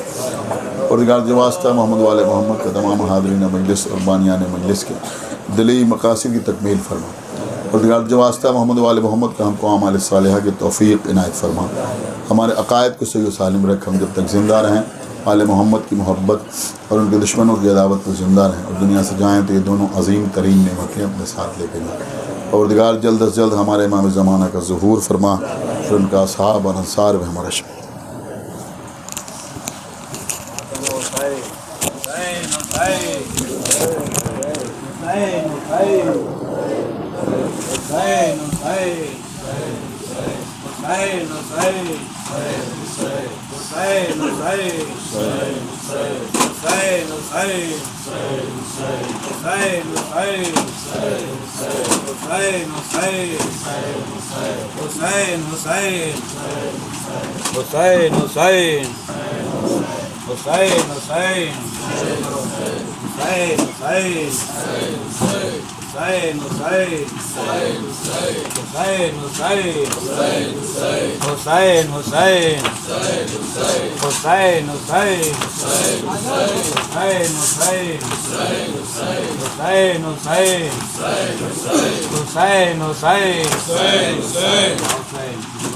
اے شام کے لوگوں میں بنت علی ہوں، اے شام کے لوگوں میں بنت علی ہوں، اے شام کے لوگوں میں بنت علی ہوں، اے شام کے لوگوں میں بنت علی ہوں، میں وارث تطہیر ہوں، میں وارث تطہیر ہوں، ناموں سے نبی ہوں، اے شام کے لوگوں میں بنت علی ہوں، اے شام کے لوگوں میں بنت علی ہوں، بازار سے دربار میں لے آئے ہو مجھ کو، چاہوں تو جلا سکتی ہوں کتبوں سے میں تم کو، صابر کی بہن ہوں جو میں، صابر کی بہن ہوں جو میں، خاموش کھڑی ہوں، اے شام کے لوگوں میں بنت علی ہوں، اے شام کے لوگوں میں بنت علی ہوں، افسوس کنیزی میں اسے مانگ رہے ہو، تم جس کے غلاموں کی غلامی میں رہے ہو، یہ ظلم نہ ہوگا کبھی، یہ ظلم نہ ہوگا کبھی، میں زندہ بھی ہوں، اے شام کے لوگوں میں بنت علی ہوں، ارے اے شام کے لوگوں میں بنت علی ہوں، زندہ تھا تو ڈر گئے کہ ہمیں شاہی لڑے ہو، اب سر ہے تو ہوٹوں پہ چھڑی مار رہے ہو، تم کتنے